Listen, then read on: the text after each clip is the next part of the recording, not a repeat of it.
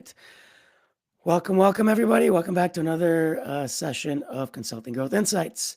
Today's going to be maybe slightly different than usual. By the way, my name is Mike Grinberg. I'm the founder of Proofpoint Marketing.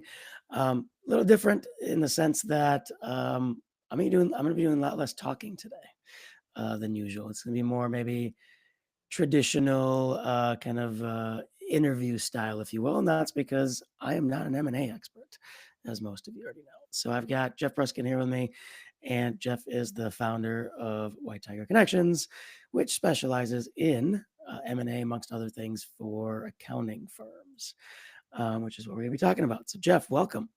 Thank you very much, Mike. And I have another business that I run called Oasis Finance, which is M&A for non-accounting industry. So That's right. to have That's right. a conversation kind of across the M&A spectrum and anything else that you want to talk about. Thanks for having Yep, me. yep. Yeah, and I mean, even in that business, my understanding from our last conversation together is you kind of focus on, you know, things in the financial services realm very heavily there too, as well, in terms of like advisory and Yep. things like that. Private equity, Yeah, strategic buyers, financial buyers, kind of what's yep, happening in the yep, greater macro world of finance. yep, yep. Awesome, awesome. You know what? I just realized I gotta shut my door. There's a lot of noise. Sorry, everybody. Be right back. I have kids upstairs too, so and obviously the dog in the background. So for your watchers and listeners, Mike, they're going to get a. You might be hearing my 2.5-year-old roaring like a dinosaur. The soundproof The wall to it. the house was quiet. I was not, but my wife and our newborn came home, so there's a lot of noise all of a sudden. Anyway, I get you. I want to talk about M&A in broader strokes, but then also, focus on your kind of specialty in the accounting space. Yep. Um, there's a lot of things going on. Um, there's obviously private equity investment being pushed in, and professional services in general right now, accounting pretty heavily. Yep. Um, there's obviously all the technology side with AI and digital transformation, all that kind of fun stuff as well. So lots of different places to go. But what I love to focus on is really understanding and helping my audience kind of understand, where does M&A fit in the growth picture, and what should people be thinking about, both from the buyer side and the seller side. Yep. So let's maybe start there, maybe in the sense of, maybe paint the picture more broadly in terms of what's happening in the M&A space right now, and then we can dive into some of those things. Sure. So the first thing to say is that there's just a ton of dry powder sidelined, and it's their investors are being very serious about deploying it. So that's really been fallout since COVID. There's just trillions of dollars focused on the U.S. economy, and now, regardless about how you feel about Trump getting into office, there's even more of a push not only for internal investment in the United States, but also for external investment now coming into the United States. The CEO of SoftBank, for example, yesterday just came out and said that he's investing $100 billion in the United States to create over 100,000 jobs. And Trump on live national television asked him for more money, and this is what we're going to see. This, I think, there's just so much money is being deployed, and obviously that affects in the most material way large organizations. So we're going to see, the Fortune 500. There's going to be increasing consolidation there. As you come down into like the Fortune 5,000, we're going to see they're going to be affected secondarily. We're going to see a tremendous amount of consolidation there. But for the first time in history, it is profoundly, and this is again kind of since COVID, what we've seen affecting all the way down past the lower middle market into the lower market. So, for example, to go all the way on the other side of the spectrum, I have private equity firms in my network that are buying six-figure accounting firms, six figures in top line revenue, for example. The same is true with marketing agencies. I've seen this with doctors' offices, Yep. commercial landscaping, construction companies. It is just an insane time right now. And, professional services is an interesting space to talk about, especially if we start talking about it very small and then we can go up, right? We can go up and down or down and up. But from the small side, typically a professional services company, the owner is the business. So, Yep. the question is kind of what's the asset there? So, we'll start with single owner firms. There's not much of an M&A opportunity for them if they are Yep. planning on a rapid retirement, but the sooner they get involved in M&A and integrate in order to have more time before an intended retirement, the more opportunity they have to actually have some kind of liquidity event, irrespective of salary. And then the same is true kind of in broader contexts. One of the biggest trends I'm seeing all the way up to 10, $20 million firms, which most of where I play is kind of under the $20 million top line revenue space. I do some stuff bigger than that, but I like the lower middle market. Um, the trend is, um, don't sell to liquidate, sell to integrate, and actually sell to have your trajectory from a comp perspective and from an enterprise value perspective transformed, so that you've got that runway, that time to actually cash in on the force multiplication opportunity that happens inside of a combined environment. So that's a big piece of what I'm seeing strategically happening on the sell side. And then on the buy side, there's kind of a reciprocal thing going on, which is, $2 million marketing agencies buying $600,000 marketing agencies. The same with doctors' offices and every other industry out there. There's just it's reached a fever pitch, and there's just, I think, partly it's M&A has a as a is in a positive brand cycle right now. The baby boomer wealth transfer is happening. There's a lot of supply on the market, and for the first time, I think right now, the demand has far even exceeded the supply, because you've got principals from established private equity firms that are leaving, taking all of their relationships with them. They're now well capped into new private equity firms. You've got, I've got a guy who's runs a marketing agency. He specializes in video production, and he's thinking about starting a platform model. So he's going to have all maybe a full service firm with very concentrated specializations across his practice. So the kind of craziness that's happening right now is on both the buy side and the sell side. There's opportunity unlike any time before. So if we talk, broader strokes here, um, obviously, when we're talking M&A, in a lot of these instances, we're talking consolidation, and you even said it like in terms of this is happening anywhere from the small market to mid-size, et cetera, and all the way up to the top, obviously. What are you like from a consolidation perspective? What are you thinking is going to be happening from a competition perspective? Is this good? Is this bad? How should firms be thinking about it? Because obviously there's two things, right? There's the what's my opportunity to either buy or sell, but then also what does this mean for me in the competitive landscape that's going to happen, which is a more consolidated one. I think that I think it's so the first analogy I would draw, Mike, is a lot like AI. If you ignore it, you're going to perish. But it's not actually M&A that you're ignoring. It's what M&A creates, which is an integrated service model, right? So even something like a doctor's office, you're not going to have a doctor, 10 doctors offices coming together. Well, actually, you might have an integrated service model where you've got a general practitioner, an oncologist. That's one example of the integrated service model. But even if you put 10 GPs together, you still have an integrated service model in that you now have more capacity for corporate management inside of a combined firm, so that you can focus on being a doctor, doing what you do best, and not have to do all the administration, the hiring and firing, run the business. So I think the implication of M&A is that, especially for small companies, even into the small to medium sized companies, M&A creates an opportunity for more comparative advantage. If you think about it like economic theory, and more comparative advantage means higher margins, more efficiencies, and if you crack the code, it means higher quality, because each of those different functions throughout the business, if they're done correctly, you can create something which is, the whole is greater than the sum of its parts. So I think when it works, it's really phenomenal. The small companies, will they survive? Yes, I think a lot of them will, but it's going to get increasingly harder to survive regardless of what space you're in, Mike, because you're going to be competing with companies regardless of what industry you're in, that that are more of a one-stop shop from a client experience standpoint. And what's going to happen in the next 5 years, and this is largely fueled by M&A, it's also fueled by AI, is that in every industry, clients are going to start to expect more of an integrated experience. So if you don't have Yep. that, your trajectory is just going to be different. I think it's going to be harder to grow and harder to thrive.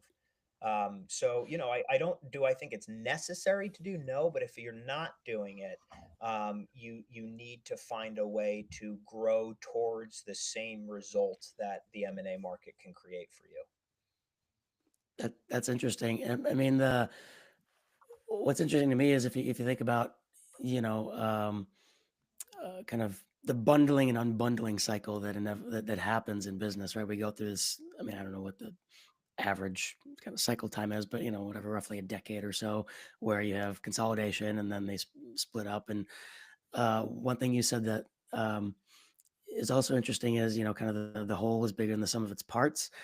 It's interesting because at the bigger kind of the top end of that in terms of Fortune 500s conglomerates, it's almost the opposite. You see where the whole is actually smaller than the sum of its parts, and that's where you see some of the stuff like these companies being spun out Yep. because the as an investor, you don't I don't need you to I don't need the company to diversify for me. I can make the diversification decision on my own, and most investors are diversified anyway, right? Yes. But when it comes to these smaller firms, 100%, because it's from a um, just even a value prop perspective. If I'm what we've seen, I mean, me being on the marketing side, pretty consistently over the last couple of decades, we've seen this a bunch where we kind of went. There was I think when I was starting out, we were in the consolidation phase. Then everybody goes, well, no, no, we want these specialist agencies. We want the SEO agency and the content and the paid media and this and that. And now it's like, okay, well, WTF? Like I'm managing 15 different firms. None of them is giving me the result I need. Let's figure out a way to put some of the stuff under the same umbrella and bring some of the stuff in house and et cetera, et cetera. Right. And Yep. um, on the accounting side, I'm curious though, Yeah, what sure. is the It's all well said, by the way. You're right on the money with your last comment. what is the consolidation well, like, thank you. That part, like that industry, I know well. Accounting, not as well. Sure. But at least from a definitely not from an M&A perspective. So, like on the accounting side, talk to me a little bit about, you know, what are the market opportunities from a consolidation perspective? I mean, you mentioned integrated model. Yeah. More specifically, what does that mean? What should Let's take it from um, the buy side perspective. Sure. If I'm a buyer, whether I'm a private equity firm and I'm building a roll up or whatever, or if I'm a bigger firm trying to acquire a bunch of smaller ones, what am I trying to achieve? What are those economies of scale? What are the integrated opportunities that exist? Oh boy, they're so broad, Mike. So I like to think about it as additive, multiplicative, and exponential. So additive is you can stack tax firm on top of tax firm on top of tax firm. You can Yeah. increase efficiencies. You can grow. Um, you know, um, Multiplicative is you can stack tax firm on top of tax firm and accounting firm on top of accounting firm, and you can cross sell between the two of them, and 1 plus 1 now equals 3 because you have the beginnings of an integrated service model, albeit it's an integrative service model that's within kind of a singular paradigm, and then you have the multi-paradigm platform service model where you have um, the CPA profession, the wealth management profession, the legal profession, the marketing profession, the IT profession. And what's so interesting about accounting, tax and accounting services is that it is quite, I don't know if it's the most nuclear. You could certainly make an argument, but it is certainly highly nuclear to the life of especially the high net worth individual and the closely held business owner because they're captive. The high net worth, the closely held business, they're captive with their tax advisor, they're captive with their accountant and their advisor. And so, as a baseline to cross sell other services, not in a selfish capacity, but in simply capturing the need that the client has as profoundly as possible. You're in there with the ability to look at their other vendors, to look at their cost structure, to look at their payroll, to look at their personal financial portfolio. And what's interesting about the CPA profession, Mike, is that it is a highly talent constricted profession.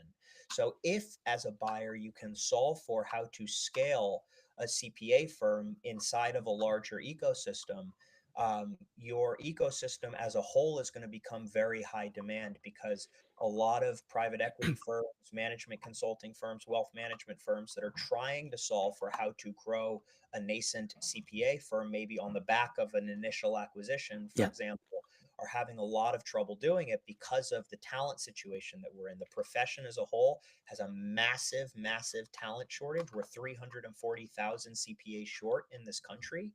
And on top of that, it's a profession that is notorious, not unlike legal, for having very big egos, very small efficiencies, and a lot of kind of disparateness among the organizations. The corporate teams do not talk correctly to the vertical, the books of business leaders, to IT, to HR, to sales, to the industry is replete with opportunities for improvement. I'll put a positive spin on it. If you can solve for it, you have a massive, massive exponential opportunity in whatever your greater strategy is. Yeah. So, um, there's one direction I want to go, but let me ask you something else too. Like if I'm thinking about well, to frame this, how much of what um, someone is buying is um, skill set and capabilities versus, say, like technology? And let me frame this Yeah. in like if I'm thinking about my business and the CPA firm that I work with, they're small. I think they're maybe 20 people, something like that. I don't know what the revenue numbers are, but you can probably guess just based on the head count, right? Um, One of the things that I see, and I see it in the way I work with them, and I've seen this with others, is most of these small CPA firms, they're good at doing tax and they're good at doing bookkeeping, the traditional bookkeeping. Yep.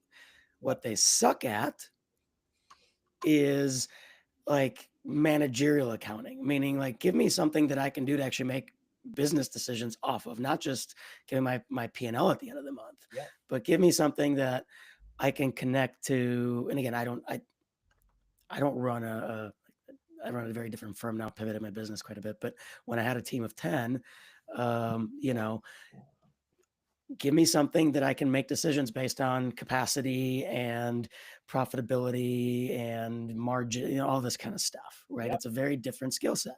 So, is the opportunity to go and find like managerial accounting people and add like that kind of firm and add that into it? So that I'm like, exists. That I mean, what you're talking about is a true fractional CFO. mhm. Uh, there are a lot of firms that claim to be fractional CFOs and that don't do it. And this Yep. is a problem that you see in your profession largely. It's a problem that is perhaps more profoundly present in the accounting space. You're talking about reactive versus proactive, Yep. backwards looking versus forwards looking, compliance oriented versus advisory oriented, and, Yeah. and same can be said for marketing and campaigns and anything else, right? Yep. So it is a big problem. There are firms that do it very well. Mhm. They're orders of magnitude more expensive. Most of the time, not all of the time. I know great fractional CFOs who will charge $1,500 a month. Um, you know, um, Yep. and I know great fractional CFOs who will charge $6,000 a month. But it's all about kind of applied context. So, similarly within a private equity environment, one of the major problems that you're successfully pointing out is, large PE, large wealth management, even mid-sized, are going to be serving. They're going to have clients and family offices and closely held businesses and high net worth individuals and corporations that their needs are more robust. And a lot of the inventory that exists on the M&A side are the firms that are not really able to service those client needs. They're smaller. So how do you breach that gap? Well, I actually have a program specifically for doing that, which is seeding a firm that is smaller than what a large PE, a large, multifamily office, or a strategic buyer, or even a mid-sized might consider. So let's say it's, for example, $5 billion asset manager is looking to make their initial acquisition of an accounting firm in order to start building that practice. And they're thinking, well, so 5 billion, let's say it's a 1% fee. They do something like, I don't know, let's say 30 million in revenue, right? They're thinking, well, the smallest accounting firm we would look at is 6 million. Now, the inventory, and the same is, we could parallel this with any other space that you like. The thesis holds. Instead, there's a limited number of firms that are 6 million to 10 million in any space Yeah. that you starting to compete with the really big boys that have their attention, because inventory is limited and technology and reach is so much greater now. They've so much more focus and intensity on those Yeah. firms. Well, if you find somebody, maybe like you, for example, I don't know what your revenue is, but let's say, throw out a number. Let's say it's 3 million, and you might be smaller than what a $5 billion company, or $30 million company might think about when you're launching into a new space. If the talent is right, and if the systems that you have are modularly, foundationally equipped to be scaled, mostly, and that a lot of that has to do with the mental, elasticity, the mind frame of the business owner, then that $3 million firm, or even a $1 million firm with the right person at the helm, could be the perfect seed that a mid or a large size company needs in order to penetrate into a space that they want to be in. But in order to do that, now the buyer doesn't have the time or the industry expertise in order to focus on how to create that success, let alone how to find the right target. Maybe finding is even easier than kind of program managing how that integration can happen successfully. That is what my firm does. And I think that's something that's my firm is somewhat unique in doing. We do this across industries. I wish there was more firm, and I expect that there will be more consulting firms that get into this paradigm of kind of program management, because that ability, it's a shepherding that creates that integration. And I think that it's needed. We need more consultants who understand specific industries, and the ecosystem merger, the 1 + 1 = 3 or 5 or Hmm. 11, how that can happen in an applied context. That's just it's something that is going to happen in the next 3 to 5 years. So a couple interesting things to dive into from there. One is I'm curious on, like, if I think about the marketing side of things, and I wonder if you see the same thing happening, or if you view the impacts of this the same way in, say, the accounting or the financial services side, um, which is there is in some of the small to mid-sized firms, there's a lack of skill at the business level, which is a bunch of marketers know how to market, but they don't understand business.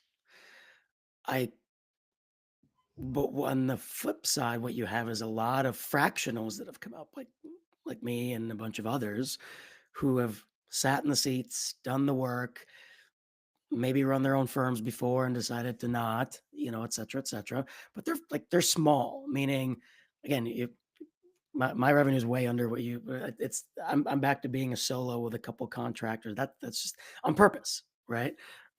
So I don't currently have like a sellable asset as a firm. You're buying me pretty much, right? And that's fine. That's by design as of right now for me. That's going to change in the future, et cetera. We're not talking about me though. But where I was going with this is, do you see the proliferation of fractionals as actually diluting, not diluting, but like making it harder to find the right acquisition target, because these people are no longer in the firms? Like I don't know if there are fewer fractional CFO firms than maybe there were before, and these people are just all independent. So what does a firm do if that's what you're looking for?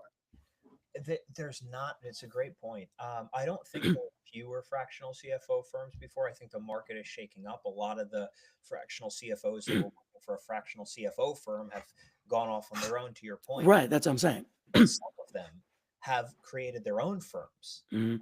right? It's the difference between the if you just want to if you want to just serve 3, 5, 10 clients, or if you just don't want to work for somebody else and you actually Yeah. either learn about yourself or you know from the get-go that you have an appetite for building infrastructure. So, if you're just one guy, you don't really have much of a claim to M&A, like it to kind of participate in, we'll call it the seeding program, which I think is going to be so critical for the ecosystem merger, the penetration into ancillary and complementary industries for everything from uh, you know tens of billions of dollar fund of funds down to $500 million wealth management firms. I think to $5 million marketing agency. I think the seeding is going to be critical, but I think that in order to become the best seed that you can be, I think you have to have some kind of infrastructure. It can't just be you and some contractors. You have to have at least one person who is running the day-to-day operations Yep. of your business, either in a full-time 1099 equivalency or Mhm. ideally W2, a manager. You need at least one to be able to say, in an applied context, I'm going to be your applied strategist and applied advisor, doing what I can do for your clients and helping us grow into multiple categories, more integration. The business that your revenue has to be somewhat on autopilot in Yep. order for you to really be intact there. Yep. Yep. That makes sense. So the other thing that I was thinking about as you were talking is the program, the way you talk about seeding and program management. So again, from a can I'm gonna liken this again to what I see in the marketing side, but it's one of the biggest gaps I have seen is that program management and integration side of things. I've seen it in um, a number of firms, whether it be biotech, whether that be software development firms, whether that be IT firms, etc. And oftentimes, what I see is they go through the acquisition, the numbers make sense, but when it gets to integration, they've missed a bunch of stuff. And I'll give you a more specific example, which is what they're often doing is what you're talking about. Okay, well, we want an integrated service model. So take a whatever a biotech firm that uh, you know wants to bring on a more dedicated regulatory expertise, and they buy a regulatory firm. Or you look at a um, whatever even med device engineering firm, and they want to bring in a firm that specializes in early prototyping or something versus what they currently do, that kind of thing. What they don't seem to think about, or maybe they do and they just kind of go on a flyer and say, well, whatever, we'll figure it out after it's done. But they don't seem to think about the kind of the go-to-market integration of, okay, well, these people, like, let's assume they're even acquiring a business development team. I've seen that happen a bunch. Well, these people know how to sell into this market, whatever that may be, like early prototyping firms. But now now you're tasking them with selling to, you know, CFOs or CTOs where they didn't sell before. They were selling into regulatory or they were selling into R&D departments or whatever. Now what you thought was going to be the upside isn't there yet, and you got to put in a bunch of work, right? So I does the same kind of are you seeing the same kind of thing happen in the accounting side? Like, well, hey, we're doing tax, and now we're going to bring in people that do advisory, and whoops, we didn't think about the fact that it's a very different buyer, and how do we integrate these two The answer is I things? see it. Um, I think private equity is getting just buyers in general are getting better at outfitting themselves for success on that uh, on the cross sell. They're getting smarter, generally speaking. I have seen some pretty monumental failures where the numbers make sense, but kind of the force multiplier in an applied context does not work like they thought it would. I think that's going to happen less. But at the same time, you've got new buyers who are entering into the market in some cases who are well capitalized, who are seeing the other people do something successfully, and they underestimate what they're up against. So I think it's a really good point. I think there's a market there for some of what we've talked about, which is like the due diligence on kind of the go-to market side. I know that's an offering that you have that I think is a great offering. It makes a ton of sense. Um, there's a lot of the private equity folks that I talk to, not all of them, but a lot of them um, they don't want to pay for consulting. They'll pay. Yep. They want to talk to everybody because they're trained to educate, and through talking to subject matter experts in different spaces. But getting them to pay for it is another thing entirely. Yep. Uh, so I think there's some interesting opportunity there about how to provide that value. I think it's a value that's needed. It probably comes down to a massive amount of content creation because people Yep. don't know what they don't know. What are the things that you've seen go wrong from an integration perspective that in theory should have been discovered up front? Um, Culture is a huge one. A Yep. lot of the stuff in investment banking and business brokerage is about the financials, and it's very different living with someone than it is dating them. And if you don't spend enough time doing the real relationship stuff in parallel with the financial due diligence, then you might be in for a bitter surprise. I've seen that. You're I've never seen a demerger happen, but I've seen people wish that they put demerger clauses in contracts. So that's just probably the biggest pitfall. Tech is another one, an underemphasis on workflow synchronicity and technology integration. Talking about it, but not being crystal clear on timeline and expectations, and getting staff on board, and getting non-equity partners on board, leadership on board. Thinking the equity partners might be on board, but the ones who actually have to bear the burden are leadership. I've seen leadership leave because they don't feel like their expectations were appropriately managed, and nor were their, frankly, retention packages profound enough. So that's part of why we have retention packages for key employees and executives inside of an M&A context. I've seen that kill deals in parallel with both of the other points that I just mentioned. Um, those are the biggest pitfalls that I've seen. And speaking of tech, how much of the um, acquisition decisions are being made based on um, tech capability? I would say a lot, not necessarily. So the smartest buyers, in my opinion, I mean, I have buyers who will say, I only want to look at firms that run on the same stack, or buyers who say, or sellers for that matter, who say, I only want to sell to a firm who runs on the same stack. I'll get that kind of high demand situation, and sometimes I can work with that, sometimes I can't. Depends on how antiquated the tech stack is. I'll see buyers and sellers who say we want to be reasonable, and we're looking for an owner who's willing to switch, but it doesn't, we don't want it to or need it to happen in the first 6 or 12 months. Let we go through cycles. We get do other things that are higher priority. We want to be phasic. We want to bring in paid trainers. Depending on the size and the scope, but ultimately, I think that the mental kind of we look for reasonability, because nobody wants to lose clients, nobody wants to upset the apple cart with staff or processes, but part of M&A is integration. So ultimately, we just want to arrive in a gray area where everyone is feeling like they're being valued, and they're being treated fairly. What about on the um, like say the private equity side in the sense of um, are they more likely to be investing in a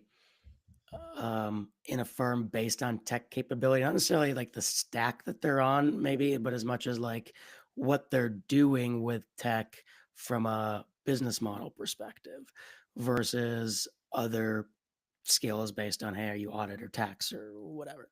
Yeah, I would say that that's probably that what oh I had the word and I lost it. That like technology enablement. and technology intelligence, not only of like the the way that that tech uh, acts in the firm as it is today, but also in the owner's appetite for it. I mean, the best situation is that they're in a tech enabled environment now, but it's acceptable to find owners that are part going to be part of a transition to whatever that the tech needs to look like. But the best, as you said, certainly I would say even more important generally than what the firm is doing is how the firm is doing it. Yeah. Yeah. So, yeah, you and I have been connected on LinkedIn for a little while. I've been following your content. Something you posted the other day that uh, seemed to get some pushback, which is like, hey, the small firm will be dead in 5 years, kind of thing. Yeah, it was Obviously, yeah, go ahead. Please. well, I don't disagree with your statement, by the way. I say that very similar things about the marketing space. I think the small, undifferentiated firms in the marketing creative space are also going to be quote unquote dead. Are there be plenty that survive? Yes, but like kind of like you clarified, are they going to be thriving? No, they're not. You But should have clarified in the initial. The thing about I'd the love to hear you, yeah, expound on that.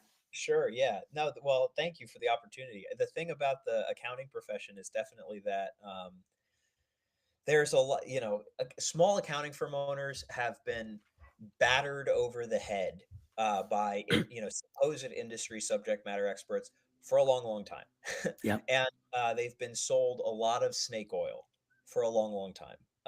Maybe more even than marketing or IT or legal, other professional services space. Doctors have been sold a lot of snake oil. Accountants have been sold a lot of snake oil. Yep. So, so I think as a space, uh, I'm going to say we because I consider myself, even though I'm not one, I breathe the same air they breathe. Are a little bit more sensitive than I think others, and so the post that we made that I made was a little bit insensitive, and all press is good press if it's handled well. That I wasn't didn't mean to call you out on that too. it wasn't my intention to create Yeah. clickbait. I truly mean that. It was not. But it started a lot of conversations, and it gave me the opportunity to clarify what I mean. And I think that's one way of looking at it is that if you don't adapt, you won't survive. I think that's probably too dramatic. It is in the accounting profession because we're 340,000 CPA short as a nation right now, 2024 December. That number is going to go up for how short we are, even with the advancement of AI, because ultimately, client advisory is not going to be replaced by AI Yep. anytime soon. It's actually, you're going to need more client advisors to manipulate tech well, and you're going to need less people in the back and the middle office. But so I correct myself emphatically. I don't think the small accounting firm is going to be dead. I think the firms that don't seize the opportunities that we've discussed, the platform Yeah. sort of service model, the investment opportunity, the M&A opportunity, the organic growth opportunities, are going to miss a monumental once in a lifetime opportunity. So seize the day, and that was what I was trying to get at when I made the post. Yeah, no, I mean, again, I understood this your sentiment in the sense of like it because again, I share it in what I see in the marketing space and what I see in the consulting space, which is, there are with in general, just even how I think about positioning, which that's a whole separate thing, but I think that's a big part of it, which is the the amount of choice that exists for any professional services sector has exponentially increased, right? I mean, yes, we are short of CPAs, but in terms of how many individual practitioners exist in small firms and big firms and whatever, like, and how active they are and how easy they are to find, I'm guessing it's anybody out there that needs one can like select from, I don't know, 100 just within 5 miles of where they live. That's maybe exaggerating a little bit, but so the more choice there is, the riskier the decision is, and the less likely someone is to make the decision, right? Because everyone's got a tax person or a CPA that they already work with for the most, unless you're a brand new business and you don't, right? That's different. But if you're an existing business, you have somebody, like you said, it's captive. So you're only the only way for somebody else to grow is to take away market share. And how are you going to do that if you're undifferentiated? And I think that's the same story, whether that's accounting, whether it's digital transformation consulting, operating model consulting, marketing, whatever it is, the story is the same. And I think that's where I don't know if that's exactly what you were thinking when you were saying it, but in my mind, that same story plays out everywhere. If you are undifferentiated in any sort of meaningful context, then you are going to struggle. Are you going to fail completely? Maybe not, but I doubt your business is going to grow, and it's very likely to decline. You might still be fine as an individual. Like, you could go back to being a solo practitioner or having a smaller firm and still getting it, for the next 10 years and making a decent living. That's true. I think that's true. But if your goal is growth and building a sellable asset, I don't think the average small firm gets I think the CPA, I agree with what you're saying generally, Mike. I think the CPA profession is a little bit different because of how talent constricted it is. there. Mm, There might be 100 CPA firms within 5 miles of you if you're in, Nassau County, Long Island, like I am, or, Bergen County, New Jersey, or around a major metro. But but you know there, there's not 100 firms in your 5 mile radius who will take your work unless you're a high net worth individual or a closely held business. mm, um, and so you can thrive as a CPA firm owner who's not differentiated, just because the talent shortage is kind of so profound, and getting worse because of all the baby boomer exodus. There's a lot of old white dudes who are CPAs, and are on their way out. That's the reality. Um, but but even so, so what does success mean, to your point, if you're undifferentiated? Well, maybe it mm. means you're 500,000 and you pull 350 out of the business. Maybe it means you're 1 million and you pull 350 out of the business. Maybe it means you're 1,500,000 and you pull 350 out of the business. Maybe you're 4 million and you pull 350 out of the business. Maybe it means that you're 4 million and you pull 1,500,000 out of the business, and you can grow to that point even without being innovative in any of the ways that we've discussed. The thing which just grinds my gears is that you could be 40 million with a $15 million take home without anything that is insane. If there's so much opportunity right now, especially in the space where I spend most of my time, accounting, public accounting, that I don't see a lot of young, hungry, even old and hungry entrepreneurial folks taking advantage of, and that's the stuff that I want to be trying to proliferate on the content side, is to create more of that evangelization, because I think it's a great opportunity, right? The best opportunities are ones that the wave is coming no matter what, and all we're doing is riding it and making it bigger than it already is. That's what I see here. So what I'm curious, your opinion. Why do you think that is? Why is there a lack of, like you said, hungry individuals in that space?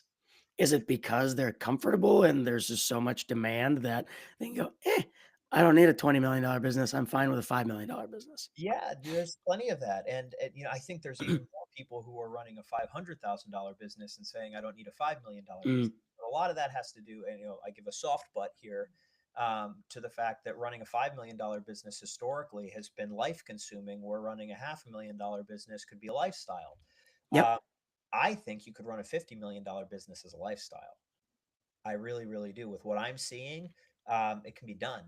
And it's not rocket science. It's paying attention to the trends that are already unfolding in the space and thinking about yourself more as an investor, like all the crazy influencer kids talk about. Being, not well, most of them are charlatans, but think like an investor and like a CEO, and not like a fund. Actually, I don't think you're right. I agree with you that that's a lot of them are charlatans, but interestingly, that's one of the core pieces of advice I got from a mentor of mine years ago is think like an investor in your own business.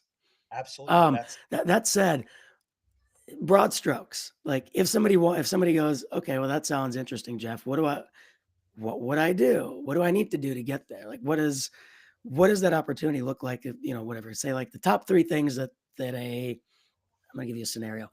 Let's say I am a solo practitioner with maybe a couple of 1099s. I'm a $500,000 business. It's my lifestyle. I pull out 3 to 350 a year. What do I do to build that 20 to $50 million business Wow. that's going to be a lifestyle business? Yeah. Um,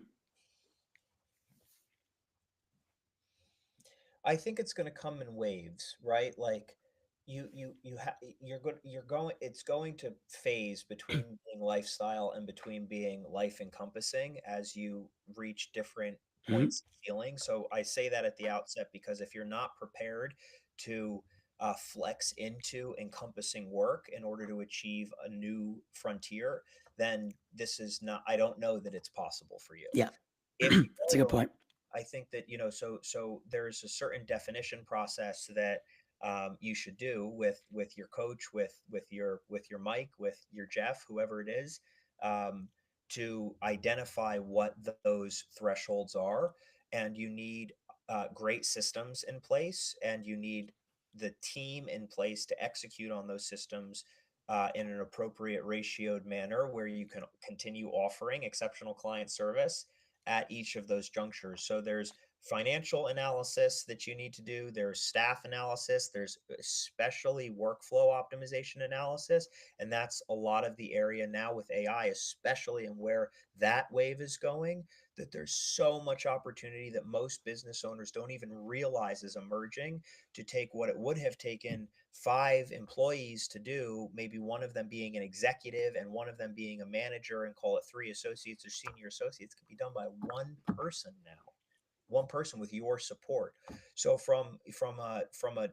an amount of energy initiative in order to set all that up, there's a lot that goes into that. But from an amount of spend initiative, in order to run that part of your practice, that's decreasing dramatically and will continue to. Um, so I know that's maybe a lot of philosophy, but I think in an applied context, that's the best I got for you. So let's talk buy side, sell side. If I am, let's say buy side first. If I am looking for acquisition targets. Now, this is a very broad question because who are you? How much? For what reason? But maybe broader strokes. What are the top things I should be looking for? Relationship, in my opinion, some financial buyers think about, cash flow, right? I think all about relationship. Um, I also maybe have a little bit more of that luxury because I'm 33 going on 34. So I'm thinking about, even if, but for me, even if somebody's only going to work with me, if I'm doing my own M&A for the next 3 years because they're in a succession planning approach, my ability to extract maximum value for them in a selfless, just business focused mindset is so much force multiplied when the foundation of what we're doing together is we have a relationship that we can stand on, that I care about them personally, I care about their family, like the best scenario with an employee, but I think of the people I partner with like family. That's just cliche, but I've seen real practical value in that. And it's the only way that I want to come to work in the morning. um, you know you in my opinion, you actually don't, and this is like super maybe against the grain from a business brokerage, certainly an investment banking thesis. I don't think somebody needs to have super strong cash flow. I think if you as a buyer have a model for deploying someone's skill sets, their market share, their skill sets, the resources that they have, whether those resources are staff or systems or lead flow or capabilities or something else. If you have something in your mastermind for deploying their assets in an applied context, doesn't have to be about cash flow. And the interesting thing is, Mike, that with the less cash flow rich businesses, the sellers of those businesses will not expect as much, and in some cases, any cash upfront. So what that means is that if they see the same vision that you see, and 1 plus 1 can equal 3 or 5 or 10, um, then maybe there's a longer term play. Maybe you don't need to take a bank loan or come out of pocket in order to be a buyer. Maybe there's something you can do strategically. This is the way I think. Now, certainly, if you want to grow faster and if you do care more about cash flow and things like that, kind of the more traditional private equity thesis, which is like maybe a 3 to 7 year turnaround, the fix and flip kind of thing, your mentality is going to be different. I think about this market as the rest of this decade, whether you're 50 million looking, you're 5 billion looking for sellers, or you're 500,000 looking for sellers. I think about this as the rest of this decade, the M&A market is going to go crazy. I just saw a report from, I think it was Bloomberg, that said in 2025 we're going to see a 25 to 35% increase in M&A in 2025 for what we saw in 2024, and that's likely going to increase again in 26. And this year has been nuts. So I think the rest of this decade, with the baby boomer exodus from the profession, and with everyone's attention, even if they're not retiring, on integration, platform service model, you're crazy not to pay attention to this. I actually draw a parallel between this and AI being two things that are happening in parallel with one another, that come 2030 and beyond, we're going to see a new paradigm set, on the back of the firms that are involved in these two huge opportunities for the next 5 years. It makes sense. Now, what about if I'm a seller? If I'm looking to sell, what should I be thinking about? And let's say like I'm not looking to sell tomorrow, but Yep. I'm getting ready in this time frame, right? Like, what should I be building my business towards? What are the things I should be doing to make myself an attractive target? And again, outside of the traditional financials, because I think those are, I'm not gonna say table stakes, but I think everybody can guess. Like, yep, make sure your business is profitable, that kind of stuff. Yeah. More tech enablement, ideally at least one, if not more, depending on how large you are. That kind of staff person, that manager, somebody who's running the day-to-day operations of your business, that person in the saddle for as long as possible and on a growth trajectory, makes you far more salient. Maybe they even are your succession plan, but they don't have to be. They could be 50% of your succession plan. You could get more liquidity from the other 50%, perhaps, who's now more interested in your firm because they have that Hmm. resource to build off of and to rely on. Um, what else? Obviously, better margin, more revenue. All all, like, I guess, usual suspects, Mike. I would not. So something I hear a lot about, and I know we're close to time. Something I hear a lot about is, at least in the accounting space, is like, oh, I know 5 other accounting firms, and we're all thinking about folding ourselves together to create one, conglomerate, and then we're going to sell that to get a higher multiple. Doesn't always work like that. That's something that generally I would probably avoid doing unless you have a phenomenal, again, relationship with the firms that you're considering, as a part of a bigger exit, because any buyer is going to be able to get in there and do diligence on your systems, your go-to-market strategy, your finances, and they're going to see that you've kind of duct taped two things together and called it one. And if you're not truly integrated, you may actually be less attractive to a buyer. Mm, So that theory only works when there's time for consummation to happen. Notwithstanding that, I don't believe in that strategy. very good. Well, I think that's a good place to stop. Um, Thank you for Jeff, the any opportunity. This was a lot of fun. Great conversation. it was, yeah, I enjoyed it. I learned some things too, which is good. You too. Um, well, is there anything else that maybe we didn't touch on that you think we want to wrap up with? Otherwise, No, no, I would love to do this again sometime. This was awesome. we might have to do it in like maybe do like an annual thing. Like, how I are would love things that. progressing in the Yeah, market? No, perfect. awesome. Well, again, thank you for your time. This has been a great conversation for those listening live, and if you're going to be checking this out later, hope you learn a ton. I know I learned a few things, And I'm taking a break for the next few weeks. So the next one's going to be in January. And if I'm remembering my scheduling correctly, we're going to be talking social selling and all that kind of fun stuff for professional services. So make sure you join in for that. And happy holidays, happy new year. And here's to a prosperous 2025 for everybody. Amen. Thanks again, All Mike. right. Everybody. Thanks all.